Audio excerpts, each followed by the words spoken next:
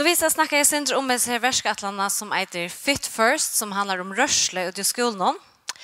Och vi har en Fit First i Förjon. Det är Fit First Sorøy, rörsle vån bøtten.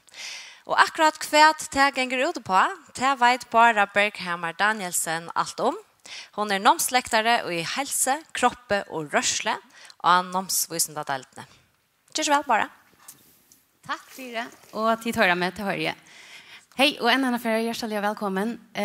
Och tusen tack Louise. Det var meget fint. Det jag kommer att göra nu på färösk, det är att sätta lite i en färösk kontext. Så tar vi det förskån sjönde. Till vi är ju i Förjon. Och detta här handlar om det som vi gör i Förjon. Men det som Louise är inne i akkurat nu, det är egentligen det som tingene, några av de som principen och koncepten. Men nu fokuserar vi så mycket på hur det kan se ut i Förjon. Och följer vi med det här körer, ja. Och jag är det bara, och till dagligt så arbetar jag tatt samman vid Helga, som det ser ut att ni har bänt. Och till vi som undervisar i rörslefakten nomsvisende daltene, til å si at det er lærerlesende og nomslesende som har rørsle som fag, det har åkken. Og til en passende mynd til beint, til at vi standa i Sore, og til her som granskningen til åkken fører frem. Til tvær skoler i Sore, tværskole og voksskole, som har vi i en intervensjon, og jeg kommer sin til nærmere nå til, men til tog vi standa i Sore her beint. Og ja, deiligt. Så för jag lyckas visa och sätta det i en kontext så är som ut i stora myntene som vi letar efter bäst har vi undervisa och eisen tar vi så är ute och gör handlingar. Det är kvart det som skapar en ho och kvart det som innanför och öka rörsle lära till det som vi undras efter och förvittnas efter så är det vi inte alla till att leta efter kvart det som gör att bötterna kan ska ha ho och tøyma att leita efter rörsle och spela och finna glädje och mening i tøy som det så kommer ut att göra. Och ta mot spölnon och göra allt livet. Så när vi faktiskt är som vision för livet. Och det är ju det som vi beilar efter. Tar vi undervisa i en karma efter tøy. Och det som vi så kamma till i skola. Och i en skola höpe. Och det här rörsle att det är fit för så kommer in i myntena. Bara lycka för att vi så rörslig att det är byggt upp så snart och tar väl Louise Eisen i Janne till tror jag för när vikna och i skola till att säga att i skola det är någon tjänaming någon som har reviews här så här var det tror jag för vikna 40 minuter rörsle löter och till rörsle löter här som det är samman och det kvita sig och till ju skipa så läs att det är ju en kontext här som det blir till. Det alltså att det lärare någon stringar som stannar fyrjusen här som får hetta ricka.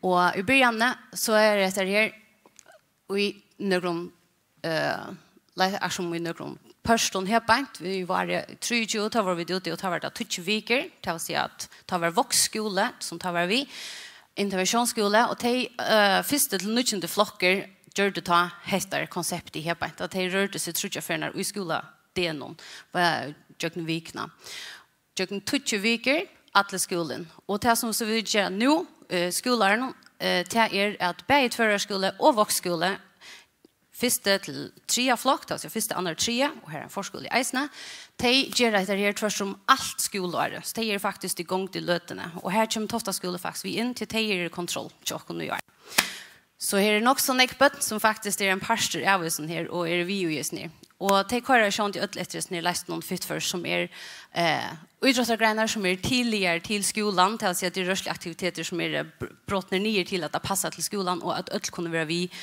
att hysta som det nu är ju. Och till tog vi till Donald lärare och någon strängar som då har sett att det är väldigt spel. Så, hur och när rycker fit först och kvui och det är egentligen det som vi letar efter. För jag lyckas att tracka ett för ett atter så hux jag lyckas sätta en Australian karm till det som vi gör reisen och det så när allt hänger samman så kan vi är sätta sig någon så kvar lära vi att leva ett liv i rörsle.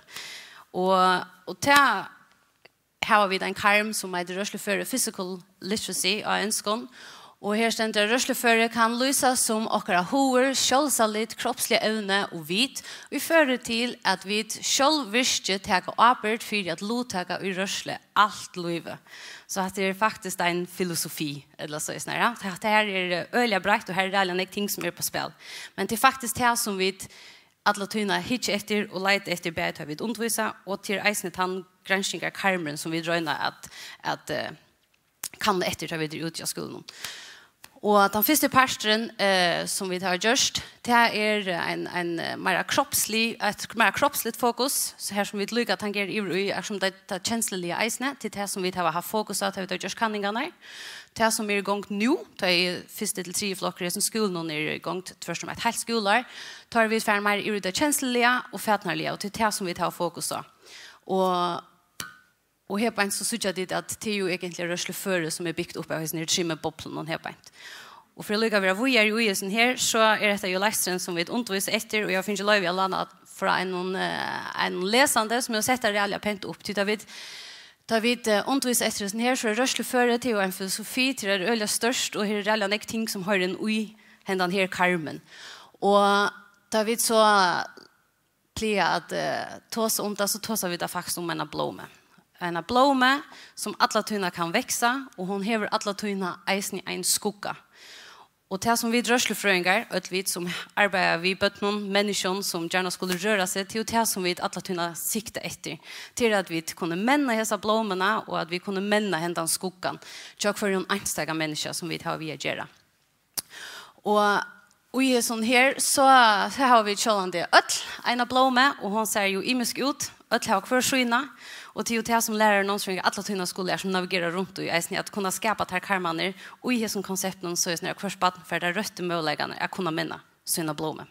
Så ett rörsle före. Ja. Så lycka vi då med lycka hej allt vi gör.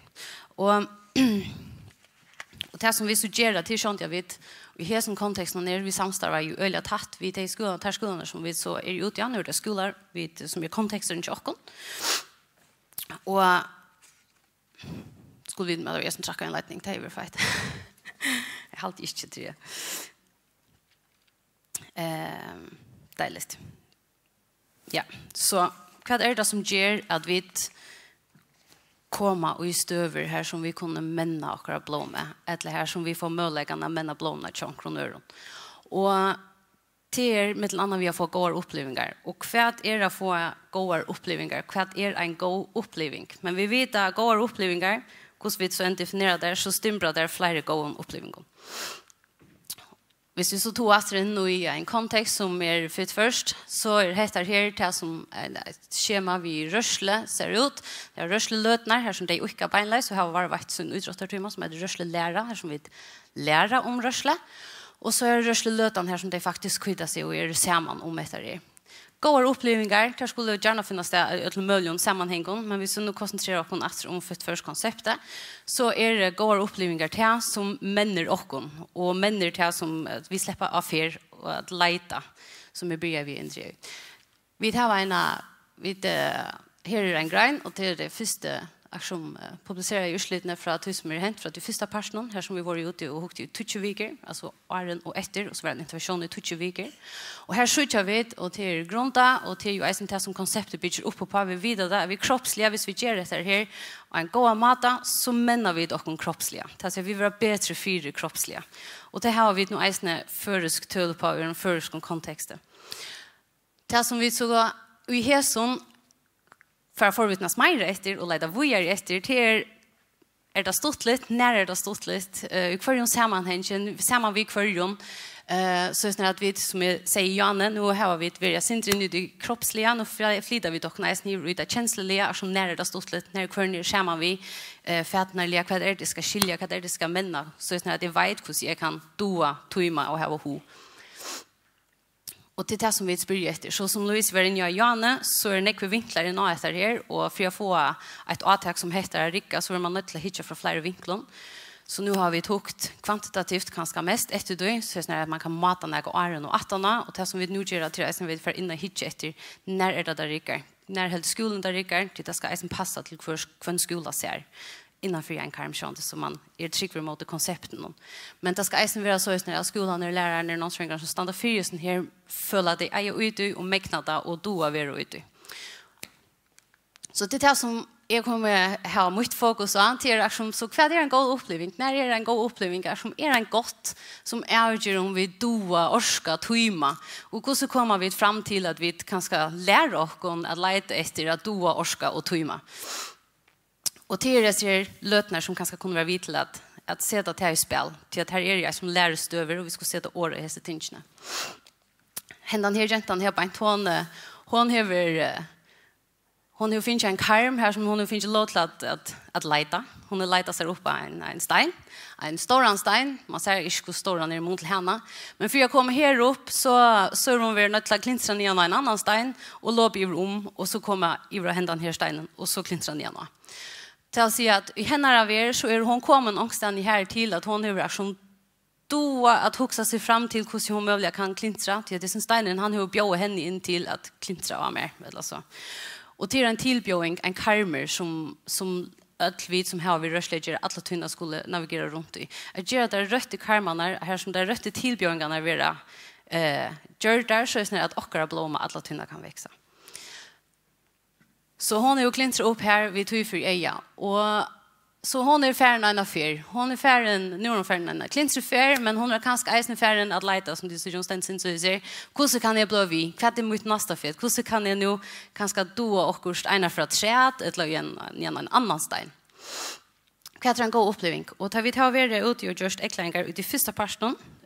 Här är det Helge min starfälle som har haft husarbetna av att göra tärkanningarna och eja och köra till.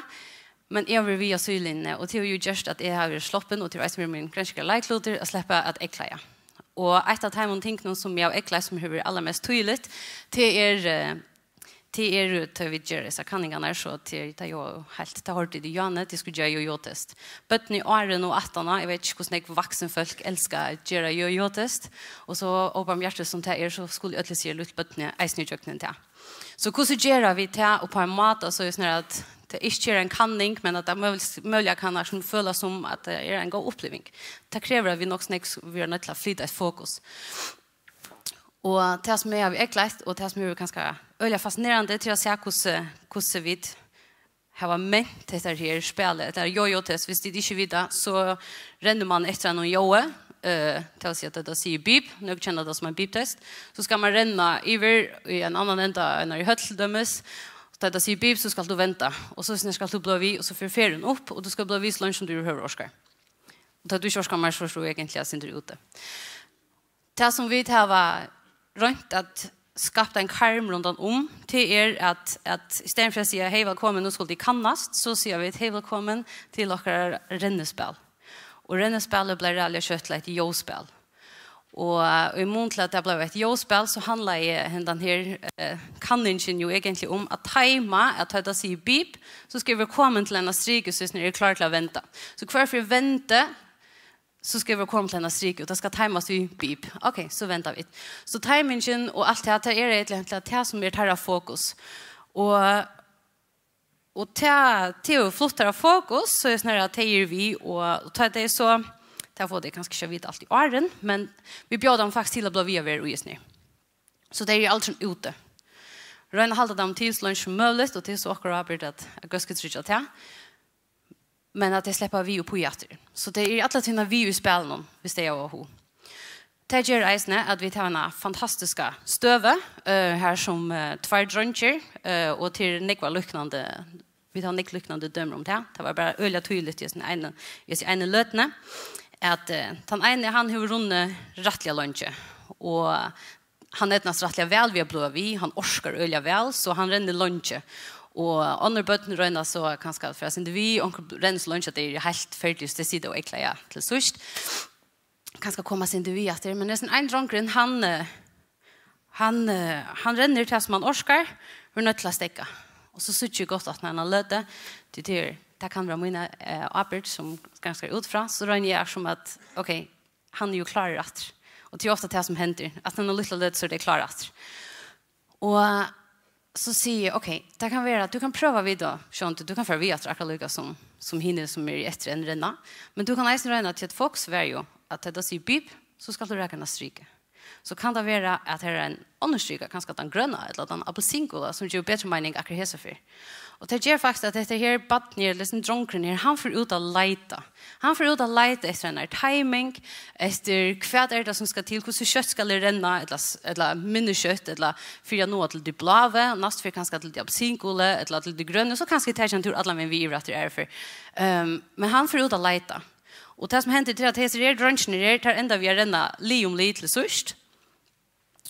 Och fokus för knappt jag fra att det blev ett kroppsligt fokus, alltså att hur länge vi orska, till att här var skärmen om efter det. Så hvis vi backar till blommorna så får det faktiskt göra stolar för nöron och det är mega gott. Tur och grejer, och du vet, är som och 70 år att kom vi ta en tur att men runt nu kvar så inom.